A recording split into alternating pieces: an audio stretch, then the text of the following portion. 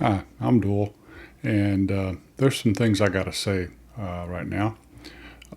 Too many of them really to kind of get them all out. I get a little frustrated because I want to say 16 things at one time, and I really can't. Right now, the most pressing point I guess I want to talk about is here locally where I live. The local school system is beginning opening back up tomorrow for classes.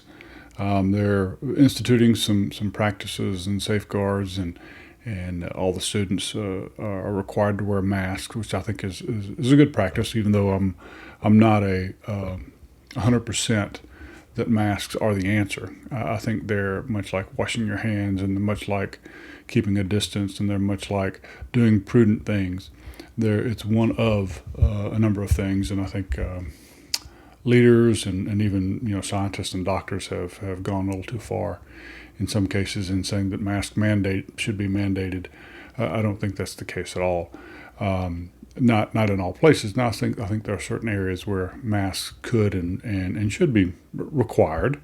We have our fundamental rights because if you've listened to any of my discussions previously, I talk a good bit about rights, fundamental rights, not statutory rights. Although there are some statutory rights that various governments and countries have, what I'm referring to are God-given rights, and one is dominion over our bodies.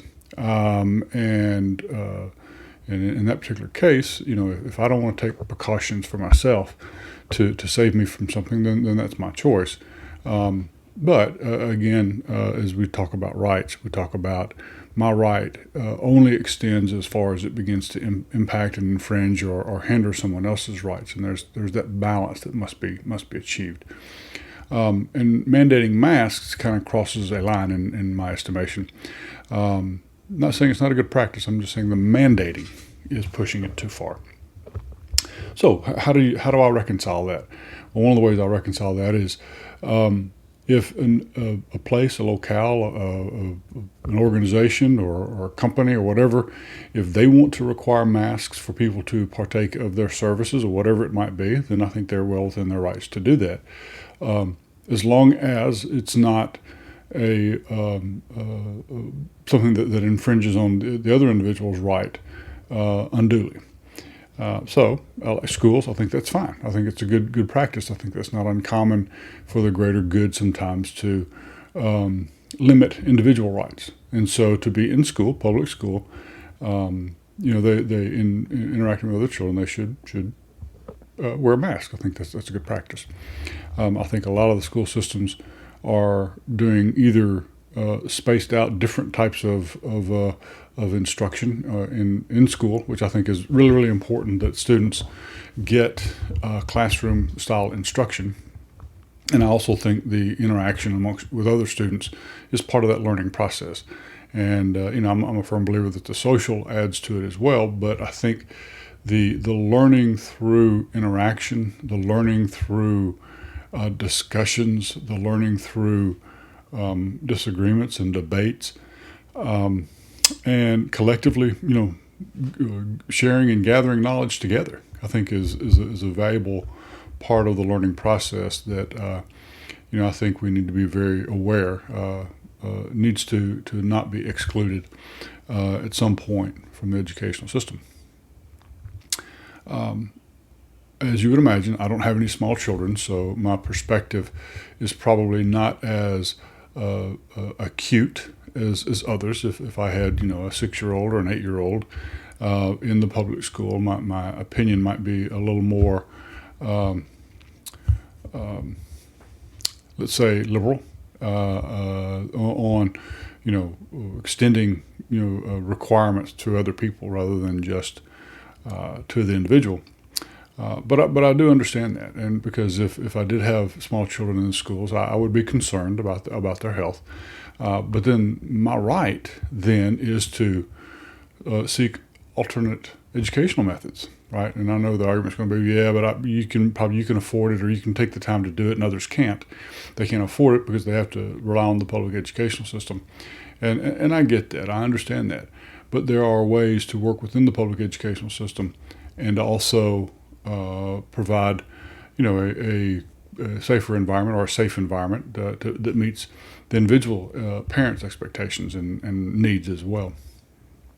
So I think that what we're witnessing is the possible, and hopefully, and even I'm optimistic that this is going to be a significant revolution, if you will, in the educational system. I think it will open avenues of consideration for non-traditional education and figuring out a way to balance it in such a way that children can get their education through different means and media and avenues. I also think that it will create opportunities for families and organizations and agencies to provide educational avenues outside of the traditional brick and mortar of the public school system. I was educated in the public school system. I don't think that the public school system of today is the same as it was the 50 some odd years ago that I was in the elementary and secondary school systems. I think there are some things that are much improved, and I think there are some things that are much degraded. They're not as good.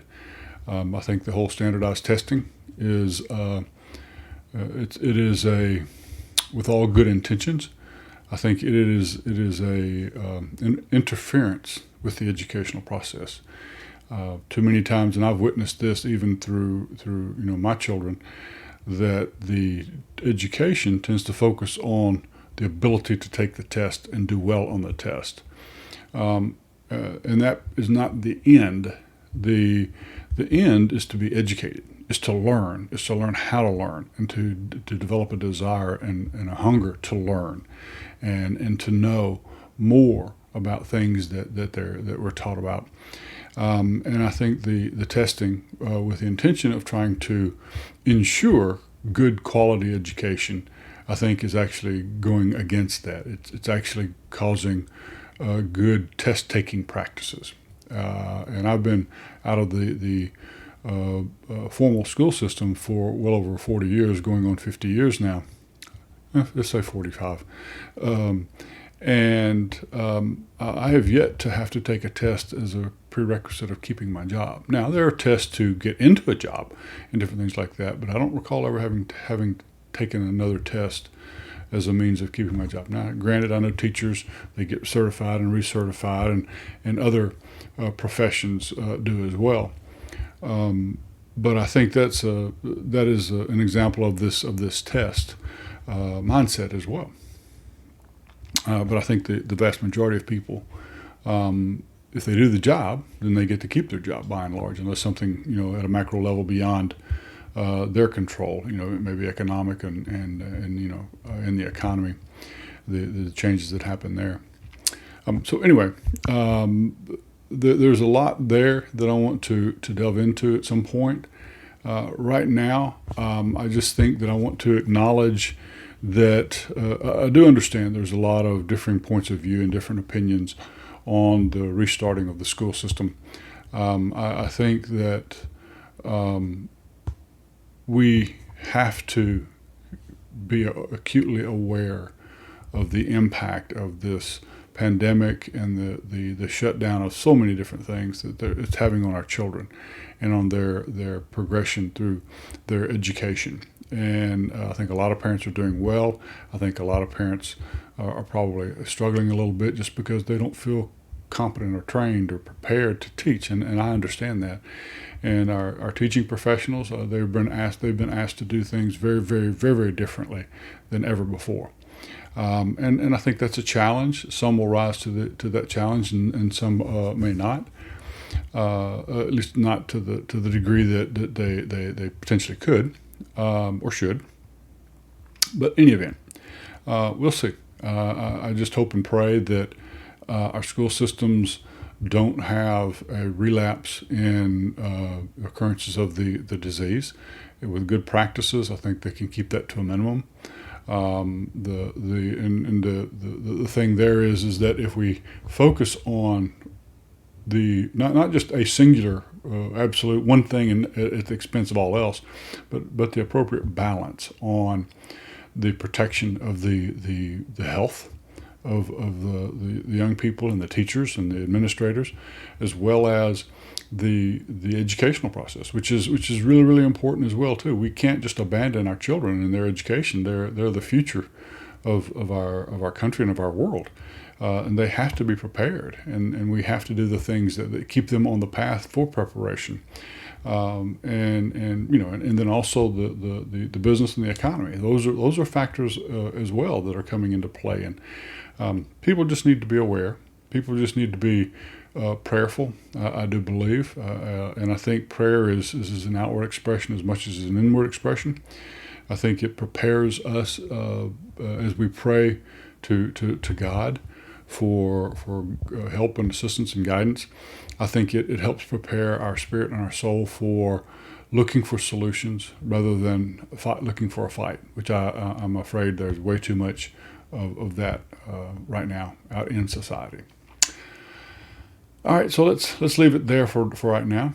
And I'll pick back up some time later on this topic or whatever happens to be burning at the time in my mind and in my heart once I get ready to speak again. Until then, have a good day.